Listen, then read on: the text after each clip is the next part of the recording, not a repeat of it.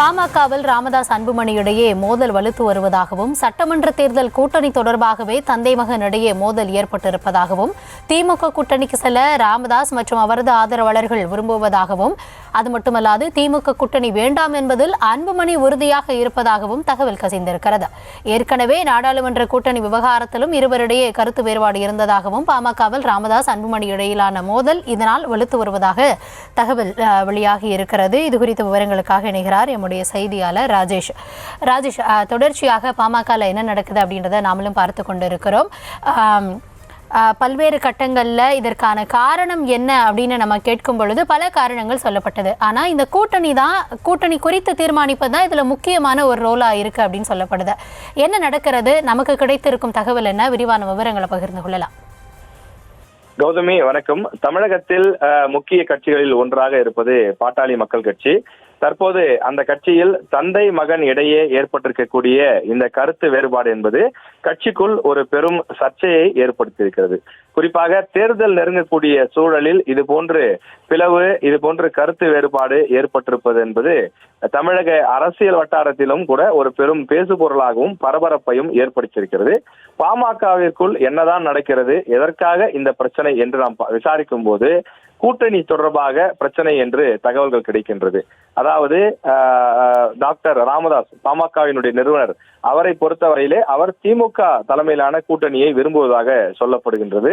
அதே நேரத்தில் அன்புமணி அவர்களுடைய அந்த தலைமை என்பது அதிமுக பாஜக இருக்கக்கூடிய அந்த கூட்டணியை விரும்புவதாக சொல்லப்படுகின்றது.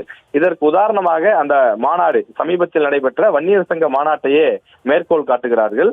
வன்னியர் சங்க மாநாட்டில் அன்புமணி ராமதாஸ் கிட்டத்தட்ட 40 நிமிடங்களுக்கு மேல் பேசினார். அவர் பேசிய போது பெரும்பகுதி சமூக நீதி பற்றியும் சாதிவாரி இடஒதுக்கீடு வேண்டும் என்பது பற்றியும் பேசினார்.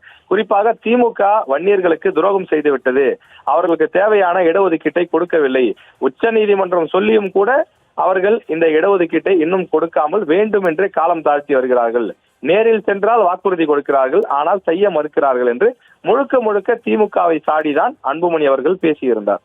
அதே நேரத்தில் ராமதாஸ் அவர்கள், டாக்டர் ராமதாஸ் அவர்கள் பொறுத்தவரையிலே தம்பி ஸ்டாலின், உங்களை விட்டால் இந்த ஊமை ஜனத்துக்கு யார் இருக்கிறார்கள் என்றெல்லாம் ஸ்டாலின் அவர்கள் மீது, அதாவது திமுக தலைவர் முதலமைச்சர் மு.க. ஸ்டாலின் அவர்கள் மீது ஒரு சாப்ட்கான் இருப்பது போல, உங்களை நம்பித்தான் நாங்கள் இருக்கிறோம் என்பது போலத்தான் அவர் பேசுகிறார். எனவே அந்த மாநாட்டினுடைய அந்த பேச்சே அதிலிருந்தே உட்கட்சியில் அந்த விவகாரம் அறிந்தவர்கள் பல விஷயங்களை சுட்டிக்காட்டுகிறார்கள்.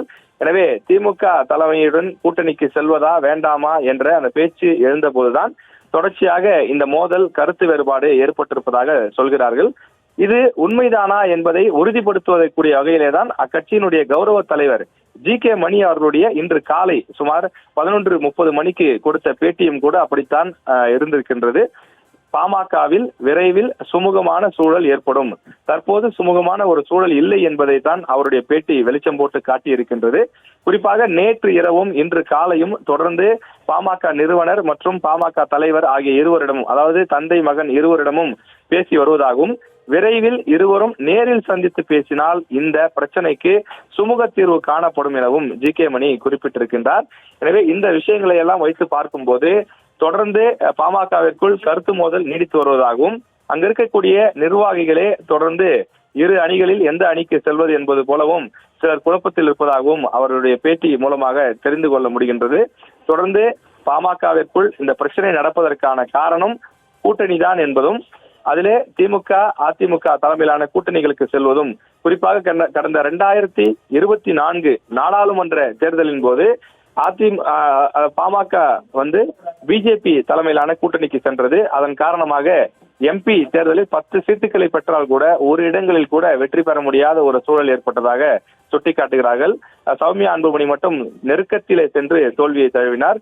எனவே இப்படிப்பட்ட சூழ்நிலையில் இந்த முறை கட்டாயம் கூடுதலான எம்எல்ஏக்கள் ஜெயிக்க வேண்டும், அதிகமான சட்டமன்ற உறுப்பினர்கள் வேண்டும் என்பது இரு தரப்பினருக்குமே தேவையாக இருக்கின்றது.